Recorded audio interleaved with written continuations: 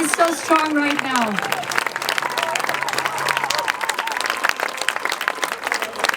And now, with me here on stage, grouping up wonderful human beings who took a stand over the years. And I'm so happy and thankful that my friend Dr. Andrea Nazarenko from the United States of America prepared something special for you. And we here as a human family, with you together, we are all a human family, we will now hear a Declaration of Independence. Thank you so much. Before the wonderful Andrea speaks, you remember the humming, the "We are the change, I am free." Okay, so we're going to make this a beautiful experience, and I'm going to bring you in with the humming first, and at the end we're going to duplicate the call with the words. So watch out, and your notes are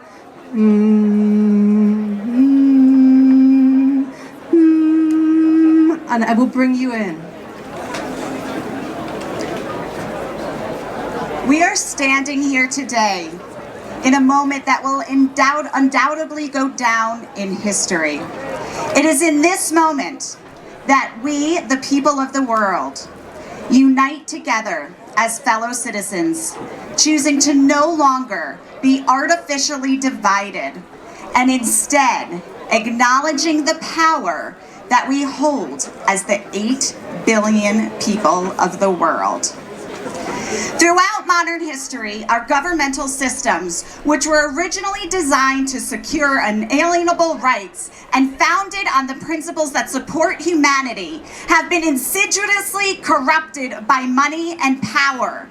The same governments that were intended to work for the people have been seized by public-private partnerships and international groups of unelected global authorities who do not represent the people and instead act for a self-interest and financial gain. We find ourselves in a position where the same entities that wrote the foundational documents that guide the protection of human rights are now the ones violating them.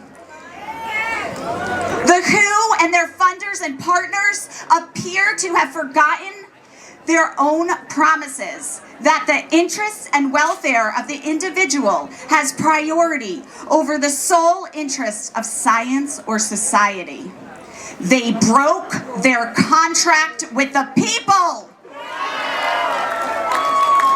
For this reason, we stand here today.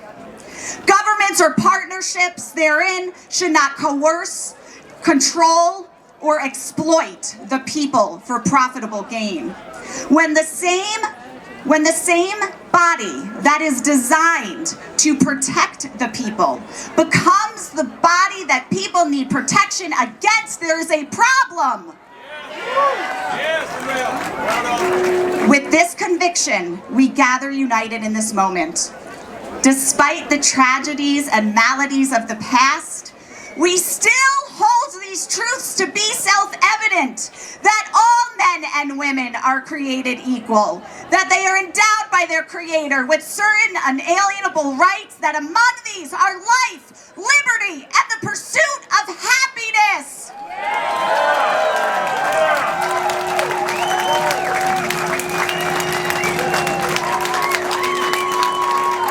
In full recognition that the powers granted to global entities and governments worldwide are derived from the consent of the governed, on this day we rescind our consent. We stand here today in a proclamation of humanity, a proclamation for a better world, guided by the principles of our Creator, and rooted in the shared values of the human experience. We gather here today to reclaim our cultural identities and personal liberties, and to reclaim stewardship of the earth which we have borrowed from our children and perpetually maintain responsibility for now and forever. We stand here today with a promise to our children and to the future of humanity. We are a single people of brethren, never to part in danger nor distress. We want to be free as our fathers were, and we do not fear the potential of human power.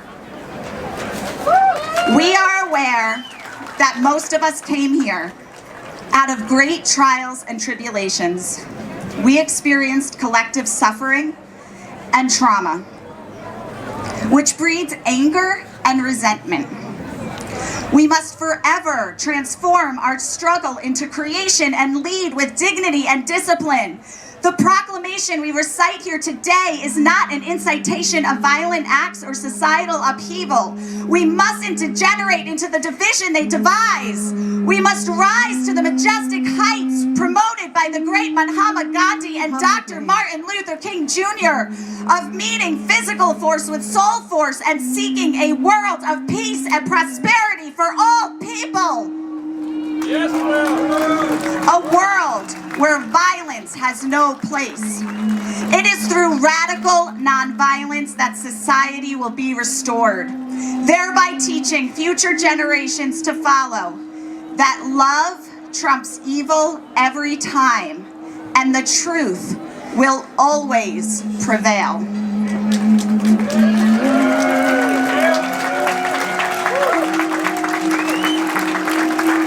Our proclamation here today is not the start of a revolution. It's a call to a return to the basic tenets upon which our domestic governments are based, the foundations of a liberated society we have all collectively agreed.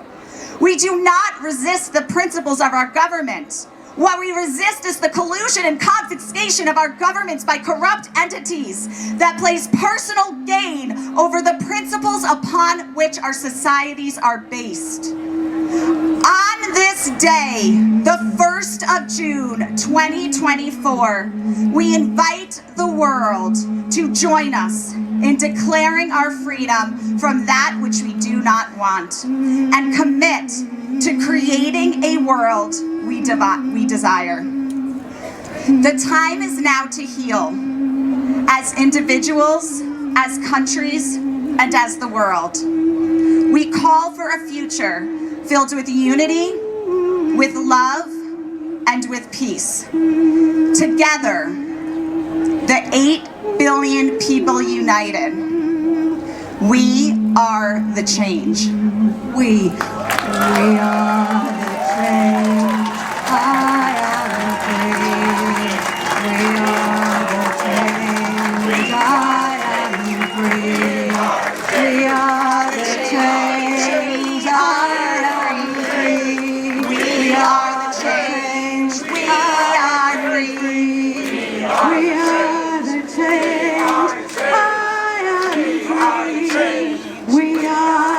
change. I am free. We are the change. I am free. We are the change. I am free. We are the change. I am free. We are the change. I am free. We are the change. I am free. We are the change. I am free. We are the change. I am free. We are the change.